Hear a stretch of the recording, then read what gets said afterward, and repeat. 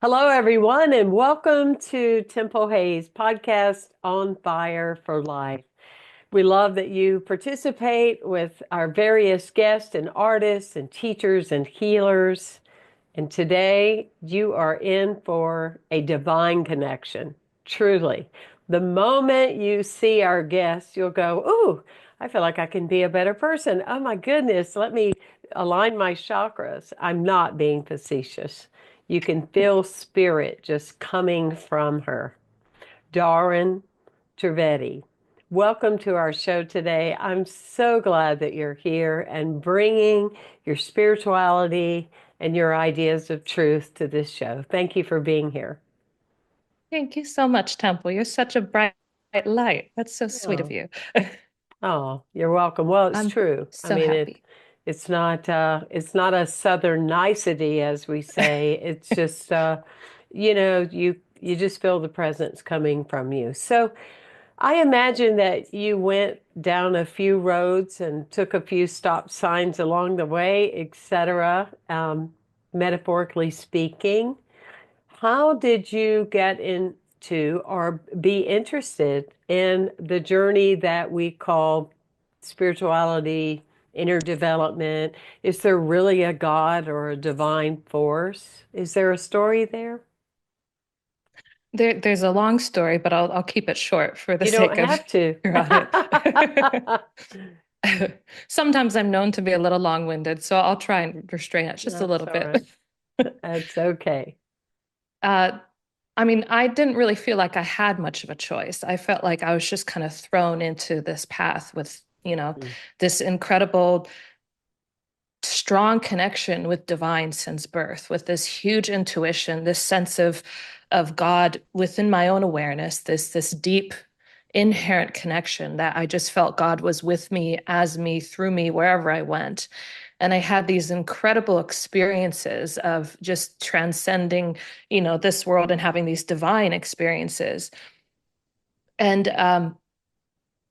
it was kind of difficult for me throughout my life because I felt very alone because of it. I felt very Mhm. soul sick because I still had this, kind of individual experience as this little girl who just wanted so much to kind of bridge that gap between her and divine.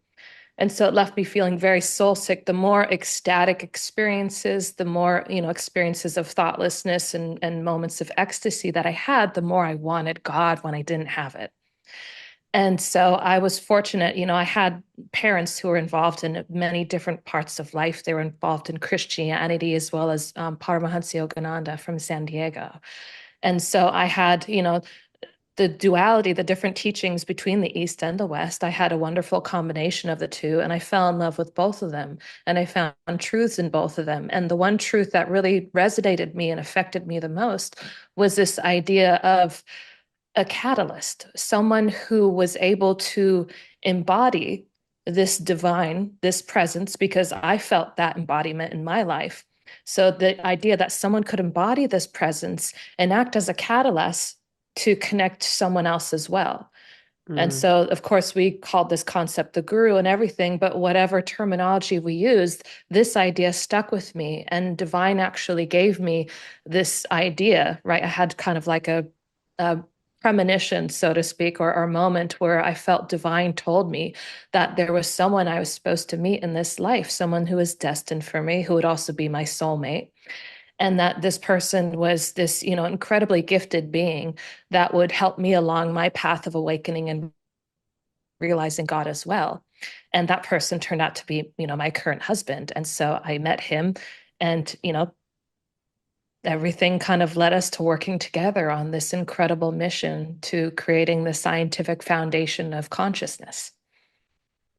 I love your story and what I hear throughout the story is, first of all, I'm delighted for you that you had parents or a community from the very beginning that you could go, I'm kind of focusing on this and I'm kind of feeling this without being wrong. Not every one of us, including me, was that fortunate.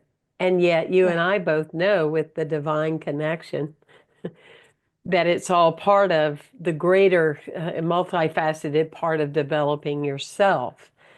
That being said, when you talk about, I hear bridge versus wall, I hear connection versus dividing. And it's interesting, often, especially now with the availability with people just doing their life out loud on social media.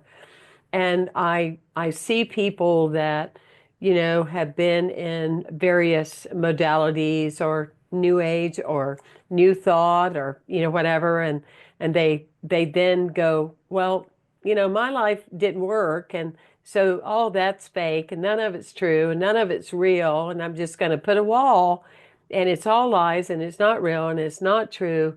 And yet, total traditional Christianity is the only answer. And if you're doing anything else, and I read this type of stuff and I weep. I weep inside.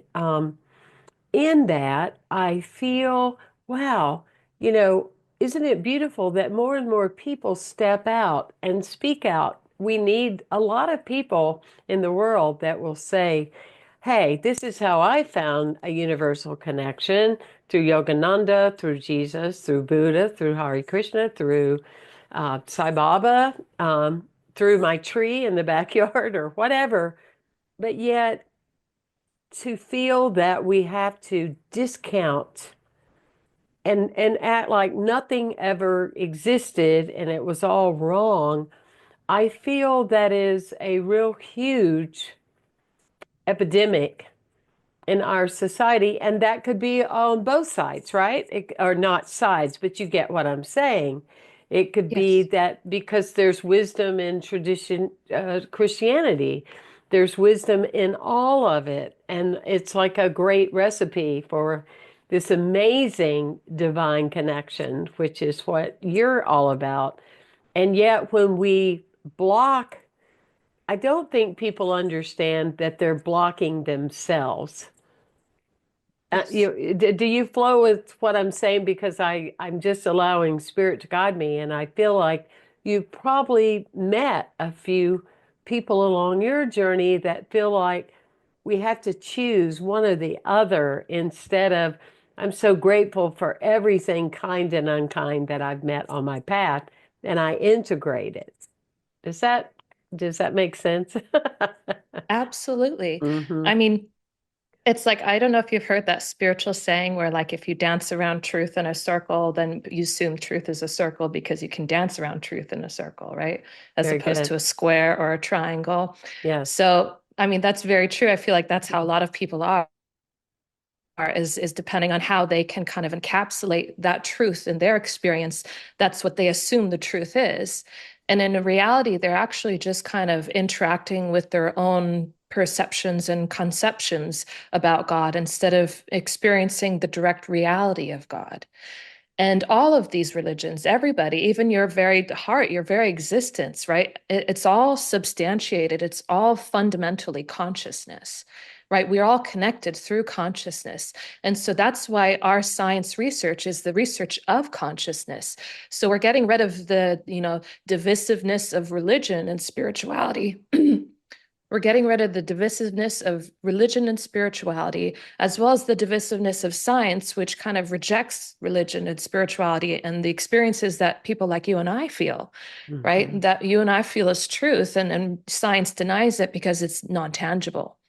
And so we've established this invaluable database of scientific research to validate the existence of consciousness and to point to everything that suggests that this consciousness is God, and that all the religions, everything that they're talking about, all the essence, they're all the same when you really look at it. When you break down what they're teaching, all of them are teaching the same fundamental truths, the same divine principles that all of us ultimately want to follow and need to follow.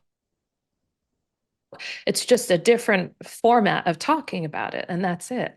Hmm. It absolutely is. I know years ago this quote came to me, and I love quotes because I remember as a teenager I would make posters and I would write things on the wall.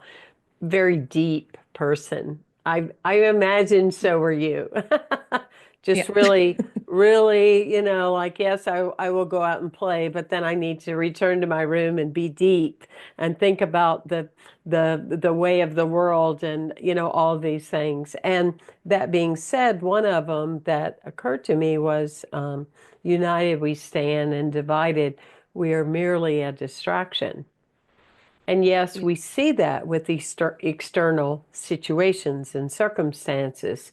United we stand and divided we're merely a distraction.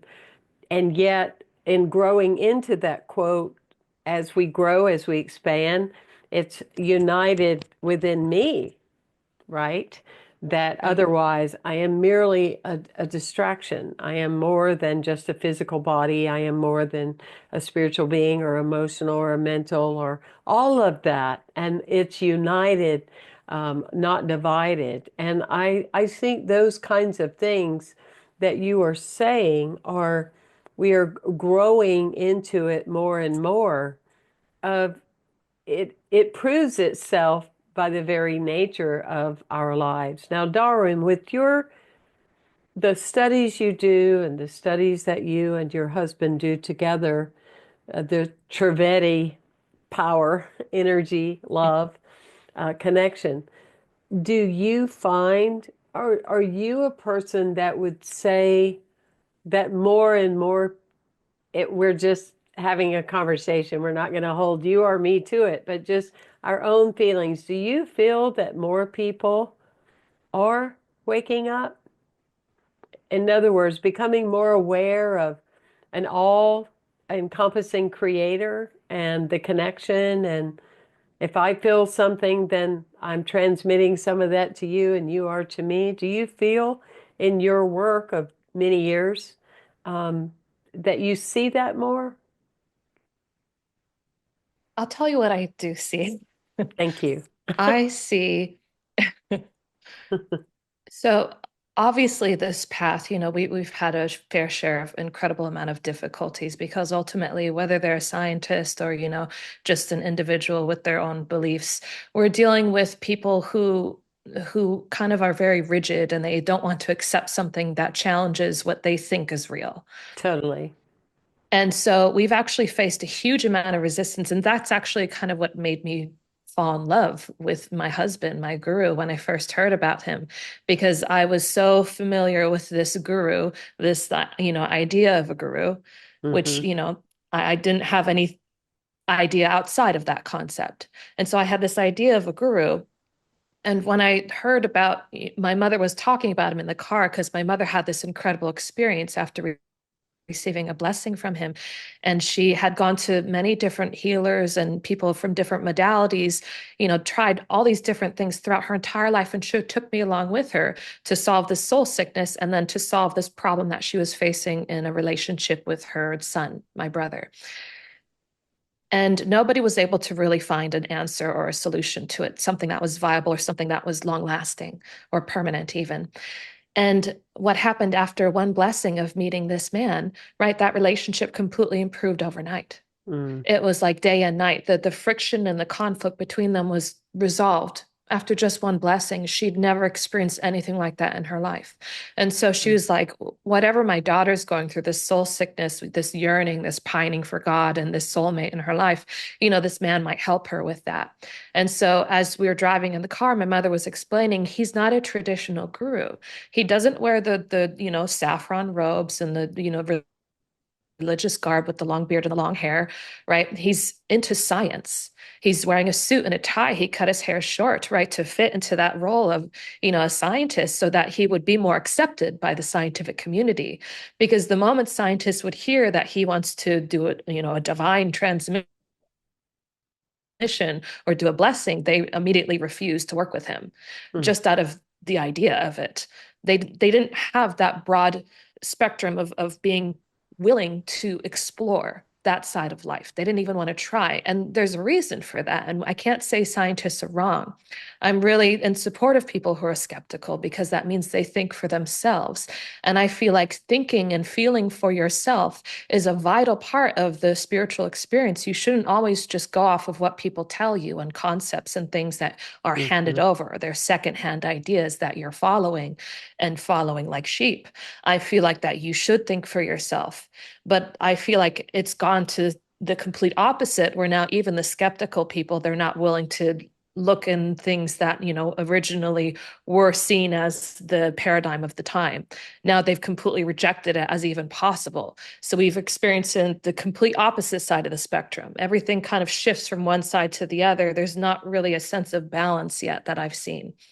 So I knew that he would have a very troublesome path, that he would have to deal with a lot of hatred, a lot of people who were skeptical, a lot of people who would fight him on this. And he experienced a lot of people who fought him all the way. And so it's really a painful journey, and at the same time a really liberating journey, because what we've been able to do scientifically is unprecedented and has Hmm. not been to this scale by any other organization that I've seen. And so what I see is the suffering that persists today is awakening in and of itself, because when we go through suffering, it makes us more conscious and it brings more awareness to the problem and the look for an answer, the look for a solution, the look for a resolution. When things are fine, when we've reached complacency, we don't want to grow. We don't want to do anything different. There's no need to. If you're comfortable, why do you need to, improve or do something different? But when there's a huge amount of suffering, when there's a lack of answers, that's when consciousness through us, through our individual experiences, tries to force an answer, tries to figure out, how do we escape this pain? How do we escape this suffering? And with the lack of answers, we'll just try anything at that point. We're just trying to figure out an answer. And I feel like it's created this perfect void, this perfect vacuum that has established a, well-formed foundation for our kind of research. Mm. That is so well said. I'm so glad that we have that on a recording. I love it when you just go like, yes. I mean, it's just flowing from you. Now, did Guruji Trivedi, did he start in the U.S. or did he start in another country?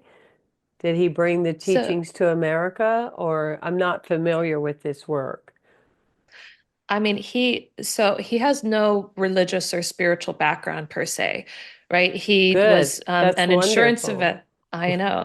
That just shows you that spirituality and true religious experience transcends religion itself. Of It course. transcends, Of ritual course. dogma and belief. Yes. Like, even the average person who has no spiritual background can have spiritual experiences and not have the framework or knowledge as to what is happening to them, Hmm. right? They have Absolutely. moments where they feel this incredible love or this beautiful moment in life, and they bear witness to it and they just think it's normal. And they don't Sure. understand that it's actually something that's miraculous that's happening to them.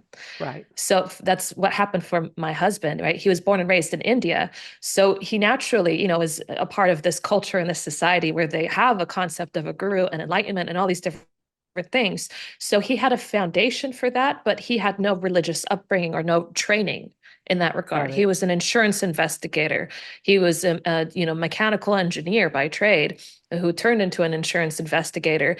And then just, he would experience, moments of trance. And then one night, he just kind of had this full-blown awakening where Mm. his old self was lost and this new self came forward. And Divine had told him that his path, he was to forget everything that he was before, to forget his past, to let go of everything, to quit his job. And now his path was going to be something completely different. I love And it. so I know, I know. I naturally, just he love took it. on the role. Hmm. He took on the role of a guru. I'm sorry for interrupting. He No, took no, on this no. role as a guru because that's what you do. If you have this wonderful experience, this moment, you've had this awakening, you've experienced Hmm. enlightenment, right? Like the full blown enlightenment, not just an experience of enlightenment, but you've reached enlightenment. You're now fully realized, right? He's like, what do I do now with this enlightenment? He's like, he just kind of took on the role as a guru because that's just kind of what you did in that culture. Of And course, in he, India, the word guru or guruji is yeah, extremely common and very yes, reverent. And wow, though, the bravery of just this was my identity. I think that's part of, in my own assessment with my life and others, in the States, is that we get the identity becomes a box.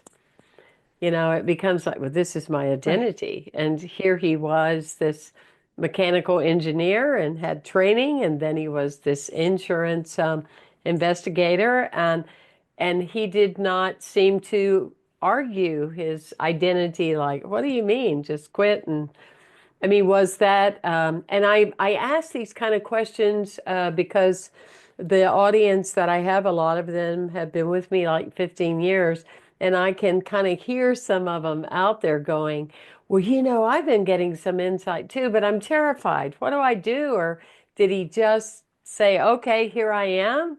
Or was it a process? Was it, um, I mean, you're speaking for him, I get that, but you've been together Mhm. and representing each other's work for so long.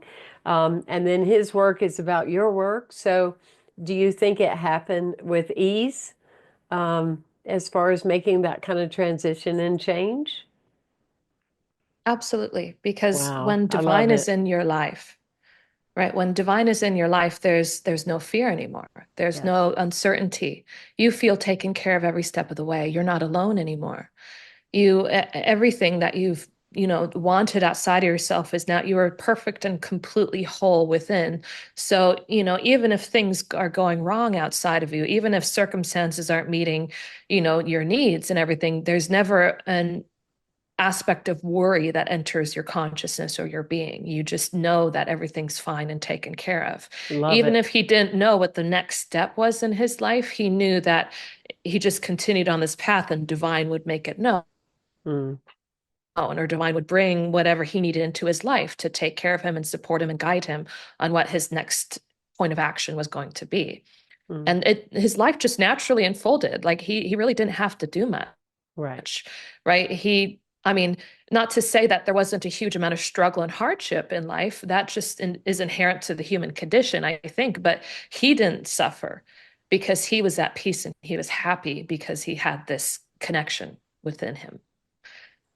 That's beautiful. Well, that I'm sure alone gives people courage, of Absolutely. because often the struggle or the suffering is the resisting the forward movement, isn't it? Right. It's the determination to stay. It's not a box, but you know what I mean as far as putting words in language, that sometimes is very interesting alone. But it it takes tremendous courage for people to leap from what they know into an active participation into what they don't know. So it must have just been like a real soul homecoming for you, knowing all your life that you were called to a soulmate and a teacher friend. I mean, a real soulmate. I'm fortunate to have one too. We're teaching each other all the time, just Isn't all that the the truth? time. Whether we're having popcorn or not, we're living out some kind of movie. Right. And it is literally fascinating. It really is. And what's even more fascinating, because I'm like in 20 years this coming year, and I'm like, gosh, we're just so alike. I mean, it's like a light came on one day, like, wow, we're a lot alike. Because you go through phases within your own journey that you integrate, not in a way of Yeah. making wrong, but you integrate in the rightness of one another, how different we can be. And yet, Right. anyway, I just find relationships so fascinating, and it is truly the gateway to the divine connection. I love, Dahryn, your when you speak because I know in the early part of metaphysics, of feeling connected, as a child, as all of those things, skip, skip, skip, chapter, chapter. But there was a time where I got caught up in the of my own doing that I was going to be so engaged with so much learning and so much quiet and so much meditation and so much, number one, that I probably wouldn't even look like myself again, like a Right. bad case of too much plastic surgery, like that, or that I was going to be in such a place that I could be into my namaste and I would no longer be, I wouldn't have any problems and I would just be beyond the human condition. And I'm so glad that whatever, I'm sure there were many things, but I'm so grateful for everything and everyone, kind and unkind, that I had the good pleasure of being a part of, so that I came to this new awareness of the more I am into my divine connection, the more pleasure I find in being human. Do you? And I've heard you refer to that, and I don't hear many people say that. I gave a talk not too long ago in Malibu, California, and we hold them in our prayers because of the fires they're enduring right now.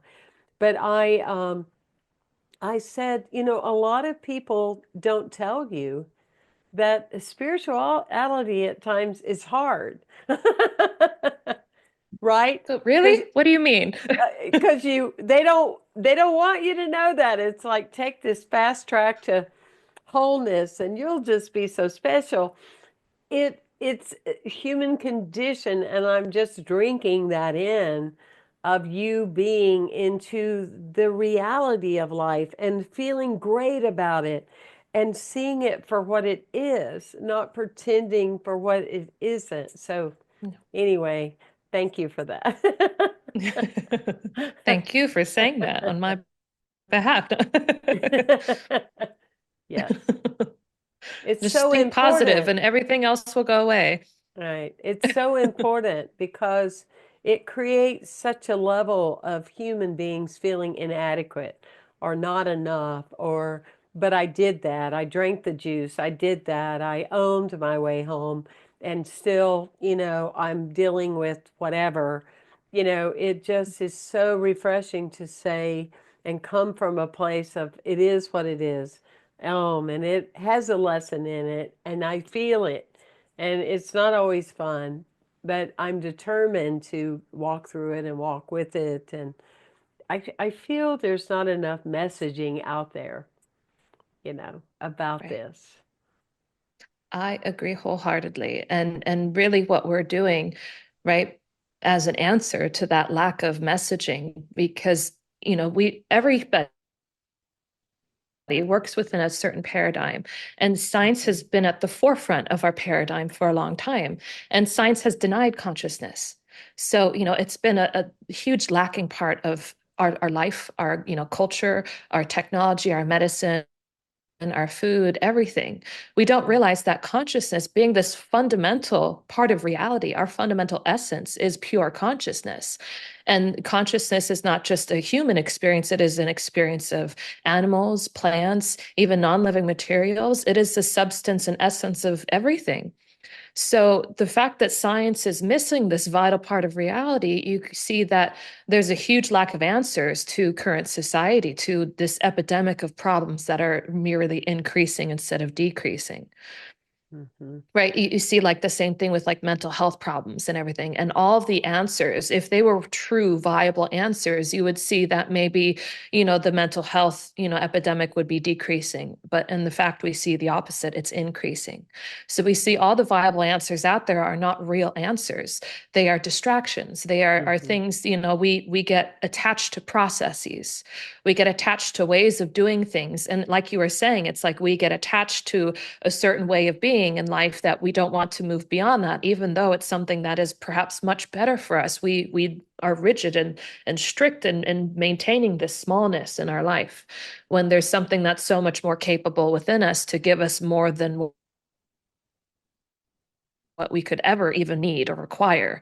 And Hmm. that is available to all of us. But we are not aware of it. And without this awareness, obviously, what can you do about it? If this awareness doesn't exist, how can you call it forth? How can you harness this higher consciousness? How can you implement this and yield practical results in your life? What we've seen, all the problems that are existing today, even in terms of bioavailable food and nutrition, even in our, in our medicine, modern medicine, like our antibiotics and its ability to address even the superbugs of today. All of these things, when we apply consciousness, our organization, when we're applying higher levels of consciousness to whether it be a plant, an animal, a virus, fungi, whether it be a non-living material or a human being, like what we've done in our clinical trials, we've seen that consciousness through its application yields practical outcomes. It yields Mm. things that changes our reality on huge levels, not incremental levels, right? You hear a lot of people touting, huge claims, and they really have insignificant outcomes in terms of like clinical trials and scientific research. If you're able to extend the human lifespan by a week, they'll approve a drug on the market, right? It's not that significant really when you look at it. Right. But in regards to what we're doing, I'm talking about like without the use of toxic chemicals, fertilizers and fungicides and everything, we're able to increase, you know,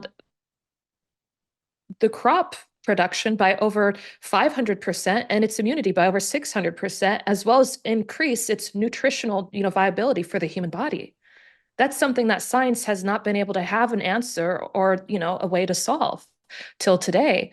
And we've been able to provide a solution for that. That comes from higher consciousness. And imagine if you apply that to the human life. All the things, the epidemic with human life that you see today is coming from a lower level of consciousness. This chaotic state of mind, ADD, ADHD, poor quality sleep, poor relationships, you know, even financial struggles, all of these things can easily be solved simply by raising consciousness. Hmm.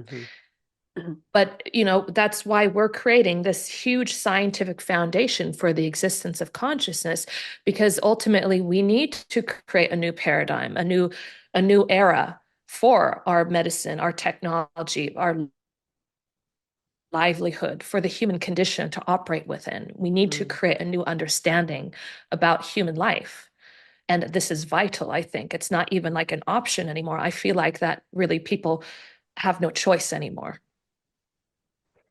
I love that. And, as you were talking, I was thinking just in this simplicity of, I know for me being vegan and, the path just leading me in that direction and those types of things. And, um, but something as simple as a practice of just allowing the vibration of the food and asking it to align and match your body.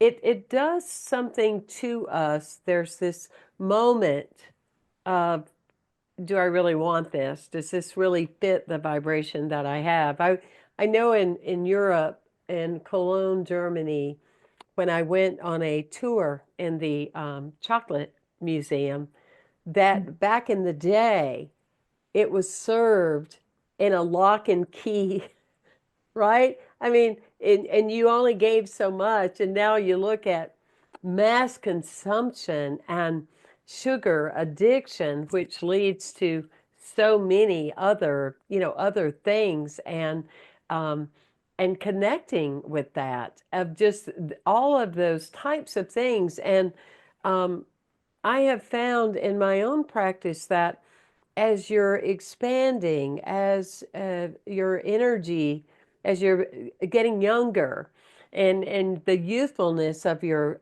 energy, your body no longer wants to eat what it did, right? At another Right. time or another way or, whatever. I mean, it must change with us. And anyway, yes, ditto, ditto, ditto. I'm enjoying you so much. I'm so delighted that you're on the show. It's refreshing, really, of just common sense. For many years I talked about, I've been thinking about starting another show called, about common sense. Honestly, higher right? consciousness comes with a huge amount of common sense. Right, It's very practical and logical. A lot of people have mythologized and made consciousness into this woo-woo thing, when right. really it's very practical and it has incredible implications, right? When you're coming from a higher level of consciousness, no, you're no longer, operating from a fragmented point within your mind where, right? I don't know. Have you heard of the connectome? No. Mm-mm. The connectome. So it's like neuroscientists have tried to map out the human brain, and they've tried to create something called the connectome, which shows how all the neurons and the structures of the brain all connect together. And till today, science has not been able to map out even one human brain. That's how complicated the human mind and the human brain is. But what they found is, and this very much applies to consciousness, because pure consciousness is pure potentiality. It's everything's possible from that pure consciousness. But the problem is we're not living in that pure potentiality. We are very much restricted. We are conditioned in our life experiences and the things that we're capable of doing, in terms of even the habits we have and our beliefs and our ways of thinking. We like to think that we're consciously in control of those things. And really, if you look at the human mind, it's very much like an iceberg where underneath what you see on the surface is this much bigger structure that is actually controlling and making things the way they are, so that even our conscious thoughts, we think that they're our own decisions to think that way, and it's actually coming from this huge subconscious process that is actually beyond even our conscious control. And what I've seen is, right, all of us have this pure consciousness, this divine presence within us. We all have this divine connection. The only question is, how much of this divine connection do each of us feel, do each of us have, right? Mm-hmm. It's all there. The potentiality exists in every single person, in every single soul. But how much of it do we feel? And if you understand, anything about karma or yoga, or even, what the Bible says, all of these religions touch upon it and talk about it in their own right. And they talk about this idea that our experiences of life, our actions, or the thoughts and the emotions that we engage with and that we use, to engage with our external environment and even within our own minds, right? That these aspects of our being ultimately create our reality. And another way of saying that is this divine presence that's within us. Our life experiences dictate how much of this divine light is shining through. This light of consciousness is shining through to take care of us and support us. When there is more consciousness, there's more of this energy that comes through in life that's supporting us, and it wants everything that is for our good, for our benefit, and for our happiness. It wants to take care of us. There's a reason why religions call it the Divine Mother, the Divine Father, right? The Godhead. It's Mm-hmm. because it is that aspect of us that wants to take care of us. The true nature of consciousness, it's self-effulgent. That means it's self-sustaining. It takes care of itself. When we exhibit higher levels of consciousness, our life takes care of itself, right? And so there's a concept in science of an iron bar versus a magnetic iron bar. And the difference between the two, right, is that in an iron bar, you see all the atomic particles, they're all misaligned, they're all kind of chaotically organized. And a magnetic iron bar, everything's disciplined. All the atoms are disciplined. They're all in line with each other. They're all synchronized. And this alignment, right, this discipline is a more correct way to say it, actually allows this electromagnetic energy to flow through the spaces between these aligned atoms. And that space that we allow, right, that we Mm-hmm. have created through discipline within our beings, within our minds, within the way we conduct ourselves by following, a moral, ethical, and pure, innocent life, right? That requires discipline. Happiness requires discipline. If you Totally. want to create a life that you want, the life that you love, it requires discipline and self-effort.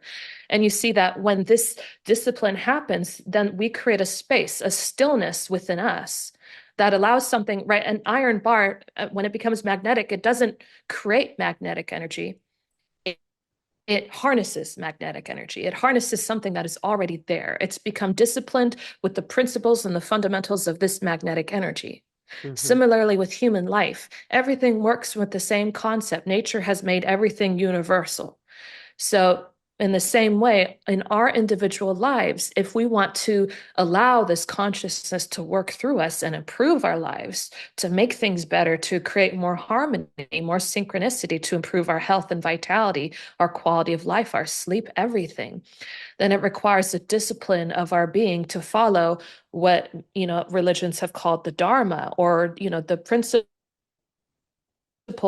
and fundamentals that are aligned with this pure consciousness, with divine. By following those principles, we become the best conductors of this energy of higher consciousness. Absolutely. Do you and your husband do public events? How can, obviously we want people to go to the website, divineconnection.org, but how do you Absolutely. work with people or experience others? Tell us about that. So, everything we offer through our nonprofit, Divine Connection International. And this nonprofit, it does a variety of different things. Once in a while, we'll have like a free online event, like an online workshop, and we'll Okay. include like, a free, whatever terminology you want to use, an energy transmission or a blessing. Mm-hmm. We occasionally offer that to the public. Um, Another thing we have is something called these membership programs, where, because we are firm believers, right? Transformation is not a moment. It's a Right. journey. It's a Yes. process. And it really dramatically helps. I mean, of course, everybody can grow on their own. Everybody's capable of growing on their Of own, course. but it helps a lot when you have someone like, if you want, you know, there's a law in nature, right? Everything follows these laws where energy flows from a higher dimension to a lower dimension. It's very difficult to exceed that law of nature, right? You see, water always travels downhill, never uphill. There's a reason Right. for that. So energy, even in physics and everything, we see that how energy works is energy, follows that same pattern. So it's very difficult for us to, come out of our own little box sometimes, unless we apply a huge amount of discipline and self-effort.